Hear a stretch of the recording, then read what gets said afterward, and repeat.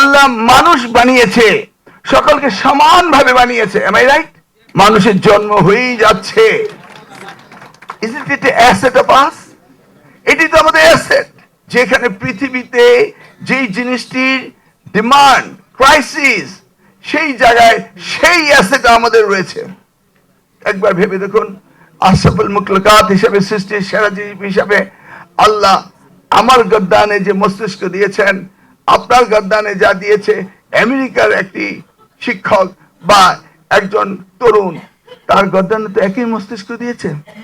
আল্লাহ কি ডিসক্রিমিনেশন করে? জাতি গঠন করার জন্য, কমিউনিটিকে সার্ভিস করার জন্য, বাংলাদেশকে আগামী বাংলাদেশ তৈরি করার জন্য, রিবিল্ড দ্য নেশন, তাদের করতে হবে। যারা আজকে অ্যাওয়ার্ড পেয়েছে, that's their duty to give the leadership the community. তো আমরা আশা করব যারা আগামী দিন লিডারশিপ দিবে, তাদের মধ্যে এই এনথুজিয়াজম থাকতে হবে যে আমরাই গড়বো আমাদের বাংলাদেশকে। দেখুন, আমাদের দেশ কত সুন্দর দেশ। ভাবা যায় যে আমাদের দেশে একটা বিশাল জনসংখ্যা, যেটা আল্লাহর রহমত হিসেবে আমরা পেয়েই যাচ্ছি। কিন্তু দেখুন, আদার নেশন, ডেভেলপড নেশন, যে নেশনের নাম নেন, সাউথ কোরিয়া নেন, জাপান নেন, সিঙ্গাপুর নেন, ইউরোপ নেন, আমেরিকা নেন, যার নামই নেবেন, মোর দেন 30 নেশন, তাদের লোকজন মরে যাচ্ছে, তাদের ভবিষ্যৎ প্রজন্ম জন্ম নিচ্ছে না। আর আমাদের দেশে less people are dying, more people are taking birth. আল্লাহ কি ডিসক্রিমিনেশন করে? আল্লাহ মানুষ বানিয়েছে, সকলকে সমানভাবে বানিয়েছে। Am I right? কি উনি কি আমেরিকার জন্য মস্তিষ্ক বেশি দিয়ে দিয়েছে নাকি আমাকে কম দিয়েছে? We are all equal. যদি অল ইকুয়াল হয়, তাহলে আমাদের যে মানব সম্পদ, that is our asset, that is our asset. And who will convert this population to asset? The teachers, the guiders, the leaders of the society. সেটাই আপনারা বসে আছেন। তাহলে আমাদের দুর্বলতার কারণে জাতি পিছিয়ে থাকবে? It's not. তো আমাদের হিউম্যান ক্যাপিটাল ডেভেলপ করতে হবে, আমাদের সোশিও ইকোনমিক ডেভেলপমেন্ট করতে হবে।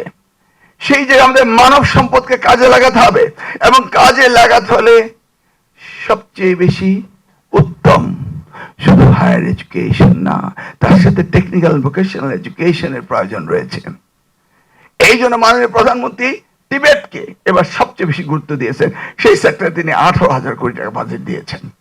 কারণ আমাদের দেশে এই সম্পদকে এক্সপ্লোর করতে হবে, আমাদের ম্যাক্সিমাম ইউজ করতে হবে, অপটিমাম ইউজেস করতে হবে। সেটি হচ্ছে ওনার প্ল্যান, ওনার ভিশন। দেখুন, আমাদের দেশ থেকে hundreds of millions of peoples expected হিসেবে বিদেশে যাচ্ছে। এন্ড তারা যাচ্ছে কিভাবে? 2টি হাত 2টি পা নিয়ে তারা চলে যাচ্ছে। দে আর নট ট্রেইন। আজকে সেই যে আমরা ট্রেন করতে পারি, আমাদের তাদেরকে এই এডুকেশনাল ডেভেলপমেন্টের ভিতরে আনতে পারি, তাহলে হিউম্যান ক্যাপিটাল ডেভেলপড হবে। তাহলে সেই জায়গাটিতে আমাদের সবচেয়ে বেশি লক্ষ্য করতে হবে। আজকে যদি মাননীয় প্রধানমন্ত্রীকে জিজ্ঞেস করা হয়, আপনার ফেভারিট ডিপার্টমেন্ট কোনটা? বলে শিক্ষা। আপনি সেকেন্ড কোন ডিপার্টমেন্টকে লাইক করেন? উনি বলবেন শিক্ষা। আপনি থার্ড কোনটাকে লাইক করেন? উনি বলবেন শিক্ষা। That's his priority. এই জায়গাটিতে আপনারা কাজ করছেন, সেই জন্যই শিক্ষায় সর্বোচ্চ বাজেট রয়েছে এবং শিক্ষাকে সবচেয়ে বেশি গুরুত্ব দেওয়া হচ্ছে। তো এই programme is a very decent programme. আমরা চাই প্রত্যেক ইউনিভার্সিটি, দেখুন আজকে আমরা এত বেশি বিজি। আমাদের মাননীয় ভিসি সাহেব বললেন যে এসছেন, এক কাপ চাও খাননি, যেতে হবে আমাদের সাথে লাঞ্চ করতে। আমি বললাম না, এখান থেকে আমি টুস করে বেরিয়ে চলে যাব। আমাদের প্রোগ্রামে এসে 20 তারিখ মাননীয় প্রধানমন্ত্রী আমাদের আর্মি স্টেডিয়ামে, সেখানে তিনি কোমলমতি বাচ্চাদের খেলা দেখবেন। 22 লাখ স্টুডেন্টস প্রাইমারি স্কুলে, ইউনিয়ন হতে শুরু করে উপজেলা, উপজেলা হতে জেলা, জেলা হতে বিভাগ, বিভাগ হতে ঢাকা এসছে। 22 লক্ষ শিক্ষার্থী প্রাথমিক স্কুলে তারা এই ক্রীড়া প্রতিযোগিতা খেলেছে। তাদেরকে পরন্ত বিকেলে ওই স্টেডিয়ামের মাঠে তিনি তাদেরকে পুরস্কার দিবেন, কারণ তিনি উৎসাহিত করছেন যে লেখাপড়ার সাথে খেলাধুলা থাকতে হবে, কালচার থাকতে হবে, স্পোর্টস থাকতে হবে, ফ্যামিলি ভ্যালুজ, রিলিজিয়াস ভ্যালুজ থাকতে হবে। আমাদের ভ্যালুজের অভাব হয়ে গিয়েছে। আমাদের কালচারাল সেক্টরে আমরা অনেক পিছিয়ে যাচ্ছি, রিলিজিয়াস সেক্টরে আমরা কোনো ভ্যালুজ দিচ্ছি না। This are the main item আমাদের করতে হবে। সংস্কৃতি মনার জন্য তাদের প্রতিযোগিতা চলছে, ক্রীড়া প্রতিযোগিতা চলছে। আমরা সারা বাংলাদেশকে আনন্দমুখর শিক্ষায় নিয়ে যেতে চাই। সেই জন্য আমরা ক্লাসে আনন্দমুখর শিক্ষা, লার্নিং উইথ হ্যাপিনেস, সেটাও আমরা ইনক্লুড করেছি আমাদের সিলেবাস কারিকুলামে। আমরা 6 ডিবেটের উপরে মানুষের পরিচিত করার জন্য সেই জায়গাও আমরা কারিকুলাম দিচ্ছি। তার মানে কি, সামনের বাংলাদেশ কি হবে সেই কাজ, সেই দায়িত্ব আমরা এগিয়ে নিয়ে যাচ্ছি, এবং সেইটা করার আপনারাই হলেন সেই দায়িত্বে থাকার, তাই না? সেই জন্য আবারও সকলকে বলবো যে আপনারা শিক্ষাকে গুরুত্ব দিয়ে সমাজ গঠন করুন।